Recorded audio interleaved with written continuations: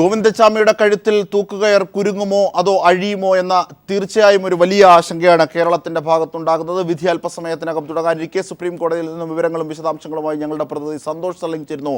സന്തോഷ്, എപ്പോഴാണ് വിധിന്യായം വായിക്കുക? കോടതിയുടെ നടപടിക്രമങ്ങൾ എങ്ങനെയാകും? വിശദീകരിക്കൂ.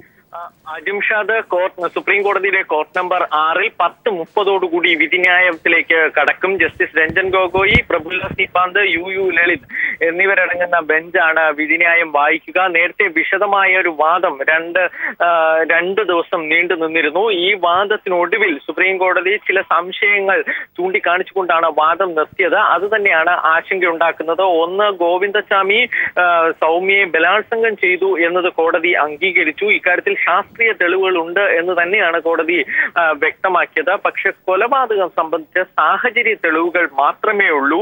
ഈ സാഹചര്യ തെളിവുകൾ പോലും സംശയമുണർത്തുന്നു എന്ന ആശങ്ക കോടതി വ്യക്തമാക്കിയിട്ടുണ്ട്. പക്ഷെ പ്രോസിക്യൂഷൻ ഇക്കാര്യത്തിൽ അല്പസമയം മുമ്പ് നമ്മളോട് സംസാരിച്ചു.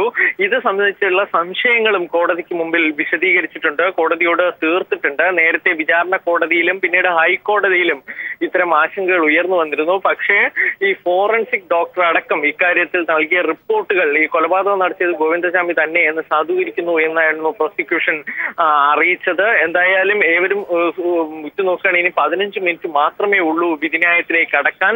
ഗോവിന്ദച്ചാമിയുടെ അഭിഭാഷകനും സംസ്ഥാന സർക്കാരിന്റെ അഭിഭാഷകരടക്കമുള്ളവരും കോർട്ട് മുറിയിൽ എത്തിയിട്ടുണ്ട്.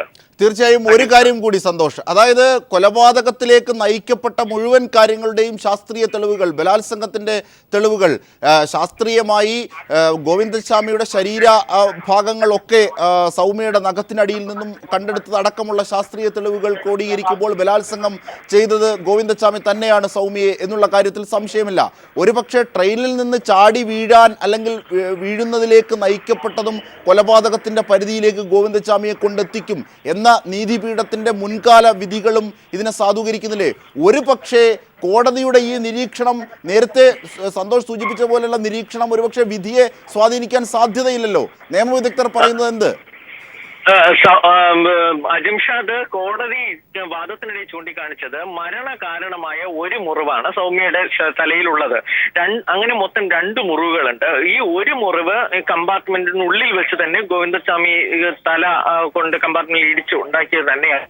എന്നാൽ രണ്ടാമത്തെ മുറിവ് അവർ പുറത്തുനിന്ന്, ട്രെയിനിന് പുറത്തു നിന്ന് ചാടുമ്പോൾ കല്ലിൽ ഇടിച്ച് വീണതായിരിക്കും. പക്ഷെ ഇക്കാര്യത്തിലാണ് ഒരു സംശയം. ഗോവിന്ദച്ചാമി തള്ളിയിട്ടതാണോ അതോ സൗമ്യ രക്ഷയ്ക്ക് വേണ്ടി ചാടിയതാണോ? അപ്പൊ അങ്ങനെ ഉണ്ടായ മുറിവ് മരണകാരണമായി. പക്ഷെ ആ മരണകാരണമായ മുറിവിന് പിന്നിലെ സാഹചര്യ തെളിവുകളാണ് കോടതി സംശയിച്ചത്. ഇക്കാര്യത്തിൽ ഒരു സാക്ഷിയുള്ളത് സൗമ്യ സഞ്ചരിച്ചിരുന്ന കമ്പാർട്ട്മെന്റ് തൊട്ടടുത്തുള്ള കമ്പാർട്ട്മെന്റിൽ സഞ്ചരിച്ചിരുന്ന ഒരാളാണ്. അദ്ദേഹം പറഞ്ഞത് സ്ത്രീ വീഴുന്നത് കണ്ടു എന്ന് മാത്രമാണ്. പക്ഷേ ഇക്കാര്യത്തിലേക്ക് മുൻവിധികൾ കൂടി നമുക്ക് പരിശോധിക്കേണ്ടി വരുമ്പോൾ ആശങ്കകൾ ഒഴിവാകുന്നു. പ്രത്യേകിച്ച് നിർഭയ കേസിന് ശേഷം ഇത്തരത്തിൽ ബലാത്സംഗം ചെയ്ത് സ്ത്രീകളെ കൊല്ലുന്നത് ഒരിക്കലും കോടതി ഏതെങ്കിലും തരത്തിൽ ഒരു ഇളവും നൽകിയിട്ടില്ല. വളരെ കർശനമായ നടപടികൾ തന്നെയാണ് കോടതി എടുത്തിട്ടുള്ളത്. പ്രത്യേകിച്ച് പാർലമെന്റ് പാസ്സാക്കിയ നിയമത്തിന് ശേഷം, സ്ത്രീപീഡന നിരോധന നിയമത്തിന് ശേഷം കർശനമായി തന്നെയാണ് കോടതി കാണുന്നത്. ഇത്തരം സ്ത്രീപീഡനങ്ങൾ വർദ്ധിച്ചു വരുന്നു എന്ന് കോടതി ചൂണ്ടിക്കാണിച്ചിട്ടുമുണ്ട് പല കേസുകളിലും പലതവണയായി.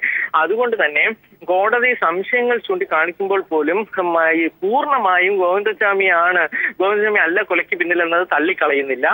ഗോവിന്ദച്ചാമി തന്നെയാണ് അവിടെ ഉണ്ടായിരുന്നത്, ബലാത്സംഗം ചെയ്തു എന്നും വ്യക്തമാക്കിയിട്ടുണ്ട്. കൊലപാതകത്തിന് കാരണമായ മുറിവിന് തൊട്ട് മുമ്പുള്ള മുറിവ് ഉണ്ടാക്കിയതും ഗോവിന്ദസ്വാമി തന്നെ. അപ്പൊ അത്തരം തെളിവുകളൊക്കെ കാര്യമാക്കുമ്പോൾ സ്വാഭാവികമായും നിലവിലെ ഇന്ത്യയിലെ സാഹചര്യത്തിൽ കൂടി ഗോവിന്ദസ്വാമിയുടെ വധശിക്ഷ ഒരു തരത്തിലും ഇളവ് ചെയ്യാനുള്ള സാഹചര്യമില്ല.